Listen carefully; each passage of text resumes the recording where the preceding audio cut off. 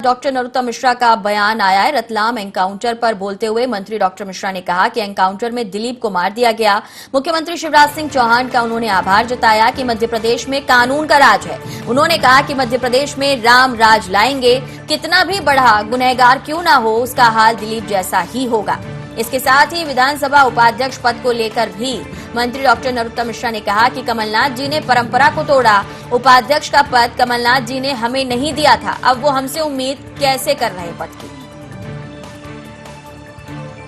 स्वास्थ्य कर्मियों पर लाठीचार्ज पर भी मंत्री डॉक्टर नरोत्तम मिश्रा ने कहा कि मैंने कमलनाथ जी का ट्वीट पढ़ा है। अब जब हमारे अतिथि विद्वान बैठे रहे तब कमलनाथ जी वल्लभ भवन की 5वीं मंजिल पर बैठे रहे, तो आज उन्हें बोलने का अधिकार नहीं है।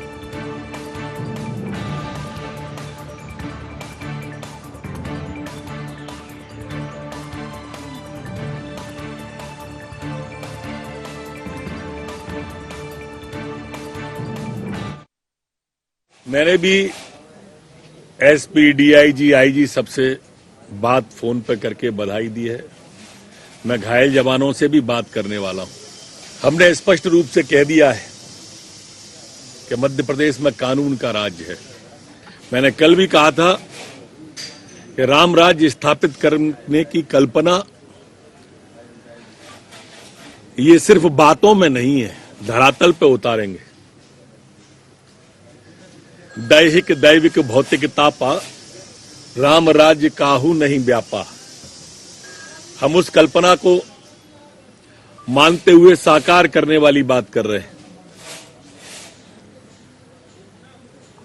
और इसलिए अपराधी कितने भी बड़े हों, मध्य प्रदेश की सरजमी को छोड़ दें या सुधर जाएं, अन्यथा हर्ष इस दिलीप जैसा ही होगा। एक बार पुनः पुलिस को बधाई। ये परंपरा किसने तोड़ी? जो एक पुरानी परंपरा चली आ रही थी, कमलनाथ जी ने तोड़ी। कांग्रेस अध्यक्ष, नेता प्रतिपक्ष कमलनाथ जी ने तोड़ी, हमने नहीं तोड़ी। उपाध्यक्ष का पद उन्हें उस समय विपक्ष को देना था, उन्होंने नहीं दिया। अब उन्होंने ही नहीं दिया तो मांग किस अधिकार से रहे वो? यह क्वेश्चन वाचक रिमार्क है। मैंने पढ़ा उसमें कमलनाथ जी का ट्वीट, बयान भी देखा एक उसमें। कमलनाथ जी को यह ज्ञान होना चाहिए था कि जब हमारे अतिथि विद्वान 6-6 महीने तक सर्दी में, कड़कड़ाती में, टेंट में बैठे रहे, खुले आसमान के नीचे बैठे रहे और वो वल्लभ भवन की 5वीं फ्लोर से नहीं उतरे, तो किस आधार पर वो ये मांग कर रहे हैं? उनके तो घोषणा पत्र में था, हमारे तो घोषणा पत्र में नहीं था ना। ये उन्हें तो अपने घोषणा पत्र में उन्हें परमानेंट करने का कहा था। कमलनाथ या कांग्रेस को कोई अधिकार नहीं है इस विषय पे बोलने का। मैंने भी तो देखा जाए तो साफ तौर पर निशाने पर हैं कमलनाथ और यहां पर उपाध्यक्ष के पद को लेकर भी तस्वीर साफ की डॉक्टर मिश्रा ने। उनका कहना कि अब हमसे कैसे उम्मीद कर रहे हैं पद की, जब कांग्रेस ने विपक्ष में रहते हुए हमें पद नहीं दिया था। स्वास्थ्य कर्मियों को लेकर भी चिंता भी जताई और साथ ही साथ कांग्रेस के घोषणा पत्र को सामने रखकर निशाना भी साधा। लेकिन चौथी बार सरकार में आने के बाद भाजपा जिस तरीके से एक्शन में काम कर रही है, सरकार में रहने के बाद जिस तरीके से ताबड़तोड़ कार्रवाई हो रही है, चाहे वो माफिया के खिलाफ हो या फिर अपराधियों के खिलाफ हो, ये एक एक्शन मोड सरकार का नजर आता है। दुष्यंत हमारे साथ हैं। दुष्यंत, कैसे देखा जाए, एक्शन में सरकार नजर आ रही है और साथ ही साथ उसी एक्शन के साथ विपक्ष को भी निशाने पर ले रही है?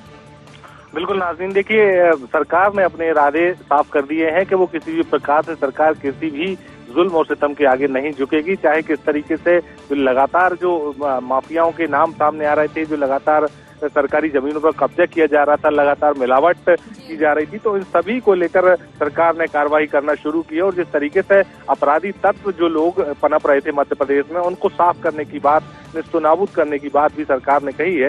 हालांकि जिस तरीके से डॉक्टर नरोत्तम मिश्रा, जो कि मध्य प्रदेश के गृह मंत्री हैं, उन्होंने साफ किया है कि किसी भी प्रकार से किसी भी अपराधी को बख्शा नहीं जाएगा, या तो वो मध्य प्रदेश छोड़ दें या सुधर जाएं। तो साफ तौर पर है सरकार की जो मंशा है वो साफ कर दी उन्होंने कि सरकार किसी भी प्रकार से अपराधियों के सामने नहीं झुकेगी और अपराधी अगर अपराध करेगा तो उसका दंड भी उनको जल्दी से जल्दी मिलेगा। हालांकि पॉलिटिकल अगर राजनीतिक हलकों की बात की जाए तो जिस तरीके से लाठीचार्ज हुआ स्वास्थ्य कर्मियों पर, उसके बाद कमलनाथ ने सवाल खड़े किए थे, तो उसको लेकर भी उन्होंने साफ कहा है कि इस पर बोलने का हक कांग्रेस को या कमलनाथ को नहीं है, क्योंकि जिस तरीके से जब उन्होंने परमानेंट करने की बात कही थी तब उन्होंने परमानेंट क्यों नहीं किया। जब वो 12 महीने से 15 महीने तक सरकार में रहे उस दौरान वो कर सकते थे, लेकिन नहीं किया। लेकिन यानी कहीं ना कहीं कांग्रेस का जो घोषणा पत्र है वही अब उसके लिए मुसीबत का सबब बनेगा जब जब वो सवाल खड़े करेगी। बहुत शुक्रिया।